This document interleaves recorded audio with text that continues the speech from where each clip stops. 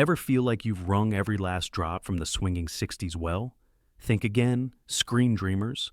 Today we're firing up the Technicolor time machine to revisit 20 lightning rod masterpieces, each crowned by the late, great Roger Ebert as essential 60s viewing. From subversive slashers to cosmic operas, these films didn't just reflect the decade, they detonated it. Psycho, 1960. Alfred Hitchcock begins with an act of larceny so relatable, it's almost mundane. Marion Crane steals $40,000 to buy herself freedom, then speeds into a black and white nightmare on a rain-soaked highway. That pit stop shower at the Bates Motel? It's now a cultural dividing line, proof you can shatter narrative expectations with a single shriek. Behind the curtain, Hitch financed the film himself, just $806,000, using his Alfred Hitchcock Presents TV crew and shooting guerrilla style to sidestep censors. Anthony Perkins crafted Norman Bates as an anxious boy next door, making the monster painfully empathetic. Bernard Herrmann's violins, recorded in shrill double stops that the studio begged Hitch to drop, became the universal sound of terror. At release, critics clutched pearls at the raw violence, but audience lines rapped blocks, rocketing worldwide grosses past $50 million. Ebert later noted how the film's structure rewired thrillers, kill the star halfway, crank the tension, never let morality reassure viewers. Each rewatch reveals fresh perversities. The peephole, the stuffed birds, the stifling parlor decor that mirrors Norman's mummified psyche. Even its marketing was first. Trailers demanded patrons arrive on time, or else. Horror cinema would never again play by polite rules. Loving this plunge into cinematic psychosis? Towel off, because the next title mixes cocktails of heartbreak and office politics, all under the fluorescent glow of Madison Avenue. The Apartment, 1960. Picture cavernous insurance company floors that stretch like prison corridors. Director Billy Wilder shot them with forced perspective sets and kids in grown-up clothes to exaggerate the dehumanizing sprawl. In that ocean of desks, junior clerk C.C. Budd Baxter loans his cozy West 67th Street walk-up to philandering bosses, wagering social mobility on a spare key. Enter Shirley MacLaine's Fran Kubelik, an elevator operator whose hesitant half-smiles mask suicidal despair. Wilder, co-writing with I.A.L. Diamond, lace taboo subjects, adultery, mental health, corporate exploitation, into whip-crack screwball dialogue. Cinematographer Joseph Lachelle bathed scenes in chilly high-key fluorescence, then pivoted to warm holiday bulbs to humanize Bud's cramped living room. Budgeted at $3 million, the movie grossed 8 times that, snagged 5 Oscars, and handed AMC theaters decades of annual Christmas revivals. Yet, Ebert's praise went deeper than box office. He called it a comedy that bleeds, lauding its refusal to punish flawed characters with conservative payback. Wilder even fought censors over a line about athletic clubs. The resulting compromise let innuendo bloom. Decades later, TV's Mad Men borrowed its cynical romance, and Airbnb hosts still nicknamed spare rooms the Baxter Suite. Ready to swap martinis for Gauloise? The French New Wave is about to knock the breath right out of you. Breathless, 1960. Jean-Luc Godard's debut hits like a cinematic sucker punch. We meet Michel Poicard, Jean-Paul Belmondo, chain-smoking and stealing cars, who turns the camera into a co-conspirator by flicking his thumb across his lips in mimicry of Humphrey Bogart. The guns down a motorcycle cop, then hides among Parisian newsstands and Latin Quarter cafes, seducing rookie journalist Patricia Jean Seberg in a dance of mutual exploitation. Godard drafted only a skeletal outline. Dialogue was often whispered on cue cards just off frame, forcing actors to riff in real time. Raoul Coutard's handheld Camaflex cameras dodged location permits, giving Paris an electric, documentary rawness. Most radical was the editing. Goddard slashed out the boring connective tissue, inventing the jump cut that would influence everything from MTV to TikTok. Produced for a threadbare $90,000, the film earned $2 million and launched the Cahiers du Cinéma gang into the global spotlight. Traditional critics dismissed it as amateurish, but Ebert championed its audacity. Godard broke the rules and wrote new ones. Even its famous final line, "It's really disgusting," was improvised on the spot. Still catching your breath? Stay seated. Our next stop invites you to taste Rome's sweet, decadent night air. La Dolce Vita, 1960. Federico Fellini transforms celebrity chasing into existential opera, following gossip reporter Marcello Rubini, Marcello Mastroianni, through 7 nights and 7 dawns of Roman excess. From Anita Ekberg's midnight wade in the Trevi Fountain, shot in frigid March waters with studio-heated wetsuits, to the skeleton of a beached sea monster at dawn, each vignette blurs sacred and profane. Cinecittà. Studios replicated Via Veneto's neon swirl on a colossal indoor set, allowing Fellini to choreograph crowds like a ringmaster. The €3 million budget, astronomical in 1960 Italy, paid off. La Dolce Vita won the Palme d'Or, drew Vatican condemnation, and grossed $19 million worldwide. Fellini's marriage of tabloid vulgarity and spiritual yearning baffled mainstream audiences. Ebert later hailed its moral scope, a movie about everything and nothing, about life lived on the surface yet aching for depth. Paparazzi culture gained a new Italian namesake, paparazzo, from photographer character Paparazzo. Craving further introspection, prepare to dive into a director's blocked imagination and never-ending circus. 8½, 1963. What does a genius do when the muse vanishes? Fellini turns the crisis itself into a kaleidoscopic spectacle. Marcello Mastroianni dons the director's shades as Guido Anselmi, haunted by Catholic guilt, maternal memories, and ex-lovers swirling through steam baths and seaside spas. Production notes reveal Fellini improvised scenes day to day, instructing art director Piero Gherardi to build sets like fragments of half-remembered dreams. Nino Rota's Oompa Circus score collides with Gianni Di Venanzo's luminous, high-contrast cinematography, collapsing flashbacks and fantasies into one metatextual parade. Costing $3 million, 812 doubled earnings worldwide, then won the foreign film Oscar and the hearts of every postmodern auteur from Scorsese to Gilliam. Ebert described it as a film about itself, about every film, about the act of creation. Scholars still debate the hovering harem sequence and beachside rocket launch pad as stand-ins for artistic ego. Watch closely for Claudia Cardinale as Guido's unreachable ideal. Fellini instructed her to appear lit like sunlight through smoked glass. Feeling dizzy? Anchor yourself in Sicilian ballrooms where political tides dance beneath crystal chandeliers. The Leopard, 1963. Luchino Visconti adapts Giuseppe Tomasi di Lampedusa's novel into a grand fresco of aristocracy dying in slow motion. Burt Lancaster, chosen for transatlantic box office draw, dons whiskers and perfect Italian lip sync in some prints, while Alain Delon's dashing opportunist Tancredi romances Claudia Cardinale's Angelica. Photographed in sumptuous 70mm Technirama by Giuseppe Rotuno, each frame glows with gold brocades and dusty Sicilian sunlight. The climactic ballroom sequence, 12 sets, 300 extras, 45 minutes on screen, ran 8 weeks of night shoots, consuming thousands of beeswax candles that raised on-set temperatures to 40 degrees Celsius. At $6 million, it was Europe's priciest film.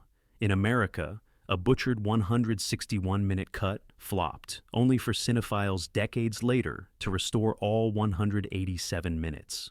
Ebert called the restoration history painted with aching elegance, praising its meditation on change masked by lavish decor. Ennio Morricone's lilting waltzes haunt political transitions. Everything must change for everything to remain the same. Ready to swap gowns for doomsday devices? Cue the Russian chant and tighten your cockpit harness. Dr. Strangelove, or How I Learned to Stop Worrying and Love the Bomb, 1964. What if nuclear annihilation were the ultimate punchline? Stanley Kubrick pivoted from sober thriller to pitch-black satire after reading Peter George's Red Alert, hiring Terry Southern to lubricate dread with deadpan absurdity. Peter Sellers, originally contracted for 4 roles, improvised flourishes. Check his ad-libbed Nazi salute and runaway gloved hand.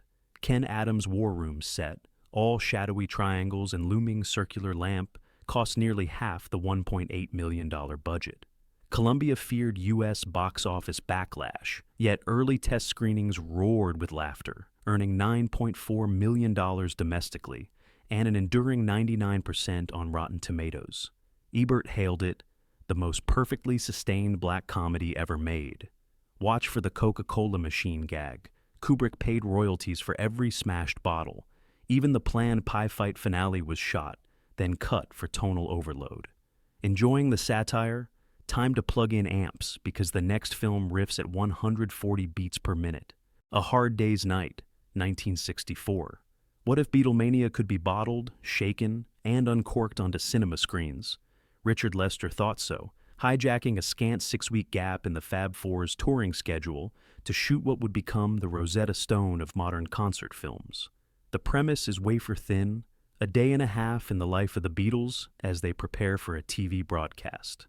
But the execution is electric. Shot mostly handheld on fast 16mm Ilford stock, cinematographer Gilbert Taylor framed John, Paul, George, and Ringo like mischievous street urchins darting through monochrome London. Lester blasted jazz tracks on set to pace camera movement, then cut the footage to songs recorded after shooting wrapped, an editing reversal unheard of in '64. Dialogue is 1/3 scripted, 2/3 genuine Beatles banter. Playwright Alan Owen ferried around in their car, transcribing slang like grotty on the fly. Costing a rock-bottom £189,000, the film earned over £12 million worldwide, broke the U.S. box office top 10, and spawned a soundtrack album that itself topped charts on 2 continents. Ebert, revisiting it in 1996, praised its breezy comic timing and radical jump cuts that foretold MTV. Queen Elizabeth II asked Lester whether he'd used actors to portray screaming fans. He hadn't. Leicester Square crowds were genuinely out of their minds. Watch Ringo's solo Pariah wander along the Thames. Lester assigned him his own 35mm crew for a day because the drummer felt neglected by early rushes. The film's DNA infects everything from Help to Beyoncé tour docs, to TikTok backstage snippets. Still bopping along? Crank down those amps, the next reel swaps guitar feedback for the flinty echo of machine gun fire in a North African labyrinth. The Battle of Algiers, 1966. Brace yourself. Gillo Pontecorvo's reenactment of Algeria's war for independence opens with a tortured insurgent giving up his comrades and never lets moral certainties breathe. Shot on location inside Algiers' Casbah, the film drafted non-actors by the hundreds, actual FLN veterans and local children, who reenacted ambushes they'd survived less than a decade earlier. Cinematographer Marcello Gatti deployed handheld air reflexes, grainy Kodak Plus X, and telephoto sniper angles, producing newsreel grit so convincing that festival goers in Venice thought they were watching confiscated combat footage. A French ban kept it off Parisian screens until 1971, yet the movie stormed global art houses, multiplying its $800,000 budget fourfold. Pontecorvo refused orchestral grandeur. Ennio Morricone's score hammers nerves with 2 snare drums mimicking heartbeats, French on the left, Algerian on the right. Ebert called it troubling precisely because it declines to comfort, noting that Pentagon officials screened the film in 2003 as a tutorial on urban counterinsurgency. Trivia to drop. The final rooftop surrender sequence was shot, guerrilla style, after permits were yanked mid-production. Algerian authorities feared locals would riot in spontaneous reenactment. The end title card, dedicated to all those who dared to fight and die for freedom, fades over real cheering crowds filmed during 1962 independence celebrations, collapsing cinema and history into one raw wound. Feeling pummeled? Take a breath, but keep your psychological guard up. Bergman's about to fracture identity like glass under a microscope.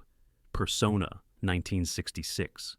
A projector flickers, a sheep's throat is slit, and celluloid melts before your eyes. Ingmar Bergman's opening salvo warns viewers they've crossed a boundary where story and soul dissolve.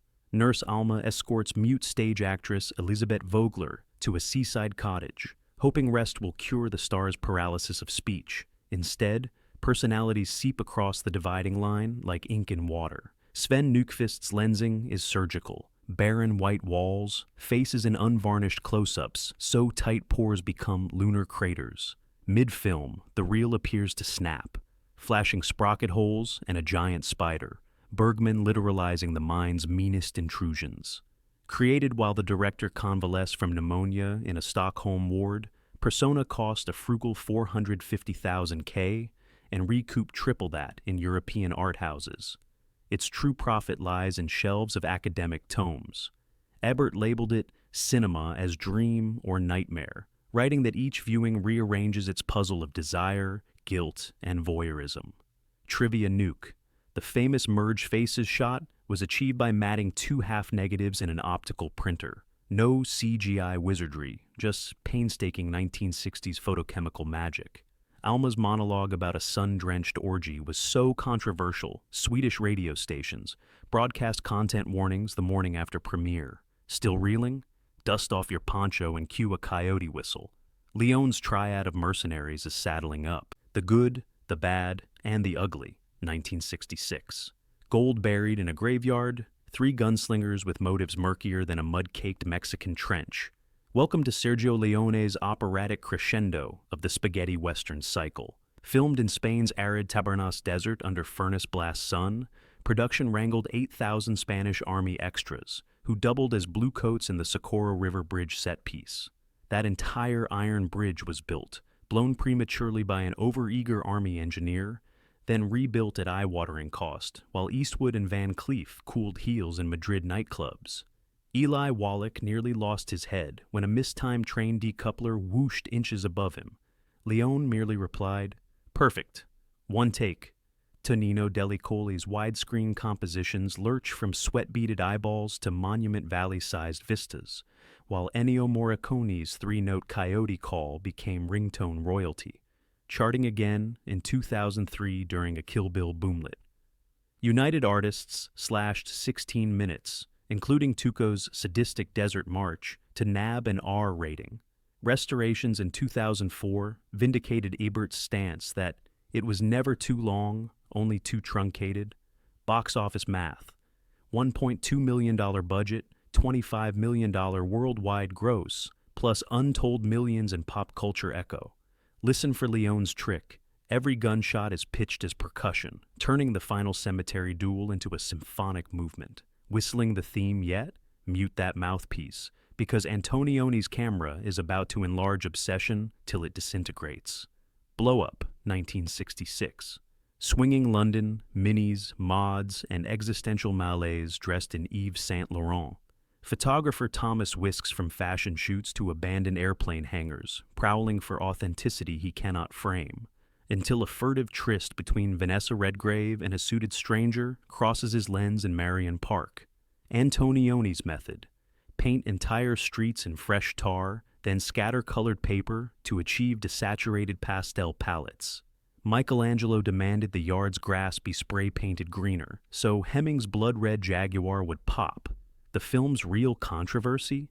MGM's first release with full frontal female nudity, prompting the MPAA's creation of letter ratings. Budgeted at $1.8 million, it banked $20 million, snagged the Palme d'Or, and inspired careers from De Palma to De Laurentiis. Ebert celebrated its invitation to watch ourselves watching. The deeper Thomas enlarges his negatives, the less detail resolves, until only abstract grain remains. That mime tennis finale? Two professional mimes rehearsed 5 weeks to perfect invisible backspin. Antonioni cut all ambient sound, forcing audiences to supply the bounce in their imaginations. Think you've solved the Park murder? Keep guessing. Antonioni never shot a confirmation insert, leaving truth permanently unexposed. Ready to abandon Carnaby gloss for plastic suburban ennui, Simon and Garfunkel are tuning their guitars. The Graduate, 1967. Cue a diving board's echo and a Simon and Garfunkel anthem. Benjamin Braddock floats in chlorinated limbo between childhood trophies and looming adulthood. Mike Nichols, fresh off a Tony win, wrested $3 million from Embassy Pictures, casting stage unknown Dustin Hoffman instead of Golden Boy Robert Redford. Cinematographer Robert Surtees engineered water-sealed housings so lenses could submerge with Hoffman's flailing kicks, evoking his suffocation. Costume trivia: Mrs. Robinson's leopard prints mirror jungle cat predation, while Ben's ill-fitting sport coats shrink as his anxiety inflates. The soundtrack? Paul Simon turned in 2 new tracks, but Nichols recycled The Sound of Silence, accidentally birthing the needle drop era. Box office lightning struck. $104 million domestic, the year's runaway champion. Ebert, age 25 at release, deemed it the merciless laugh of 1967 America at itself. He'd later rank it among decade-defining comedies. Fun fact, Nichols used long zoom lenses to flatten distance, trapping characters within picture frames like specimens. That freeze-frame bus finale? An exhausted crew literally ran out of film stock. The uncomfortable smiles were born of Nichols shouting, "Keep looking forward, we haven't called the cut." Contemplating your own post-grad dread?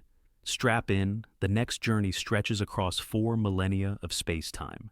And you don't need plastics, just a boarding pass to the cosmos. 2001, A Space Odyssey, 1968. A bone arcs skyward and morphs into an orbiting weapons platform. Stanley Kubrick compresses eons into a match cut still studied in every film school.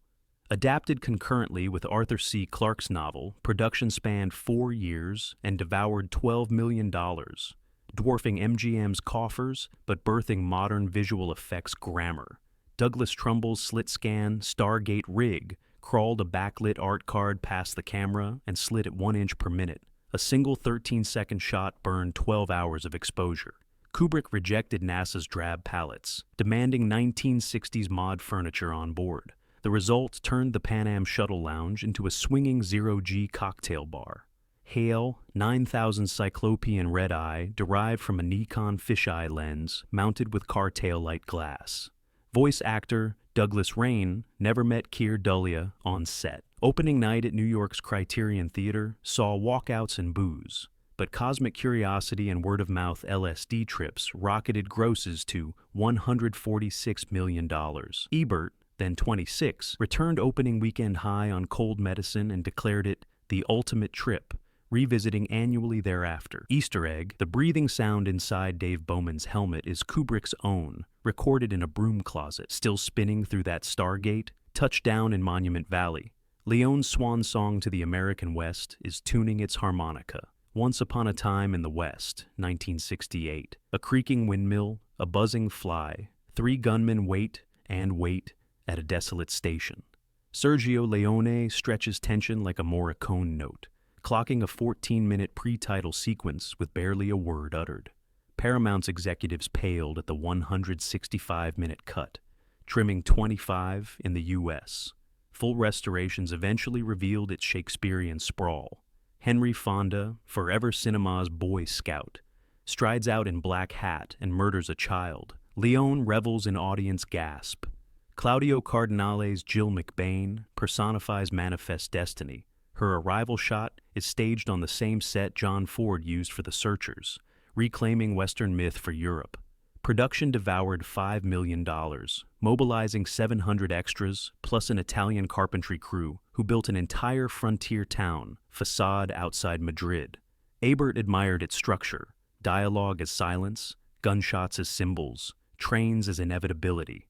Trivia: Bronson's harmonica theme was recorded before filming. Leone blasted it on set so actors could pace movements like choreography. Though initial U.S. receipts disappointed, European takings recouped costs, and later home video sales minted it cult royalty. Parched from desert dust, sip tannis root mousse, Manhattan high-rises hide darker covens. Rosemary's Baby, 1968. Roman Polanski's stateside debut smuggles satanic panic into the Upper West Side Dakotas. Fresh-faced Rosemary Woodhouse trades Midwestern innocence for a cramped Gothic apartment where elderly neighbors ply desserts and intrusive advice. Farrow, mid-divorce from Frank Sinatra, filmed The Street Cry, What Have You Done to Its Eyes? The afternoon after legal filings, raw emotion laid bare. Polanski, controlling the micron, measured every Dakota corridor, so production designer Richard Silbert could rebuild them on Paramount Stage 15, enabling impossible dolly shots without load-bearing walls. Budget: $3.2 million. Global gross: $33 million. Plus, a Best Supporting Actress Oscar for Ruth Gordon's chirpy menace. Polanski hides horror off-screen, a camera placed behind Rosemary's kitchen doorway as she phones Dr. Hill, forcing audiences to imagine her breakdown. Ebert hailed its confidence, noting, "Polanski lures us with domestic comedy, then twists the knife." Trivia gem. Vidal Sassoon's $5,000 pixie cut marketing stunt guaranteed Faro magazine covers. Co-star John Cassavetes hated it, fueling authentic marital tension. Ready for more bullets than baby blankets? Peckinpah's gonna paint the screen red. The Wild Bunch, 1969. Knackered outlaws Pike Bishop and Dutch Engstrom ride into a 1913 West where motor cars outrun horses. Sam Peckinpah's answer? Slow-motion eruptions of violence that spatter the lens. Editor Lou Lombardo layered 6 camera speeds, 24, 30, 60, 90, 120, 150 FPS- inside single shotgun blasts, creating ballet from blood.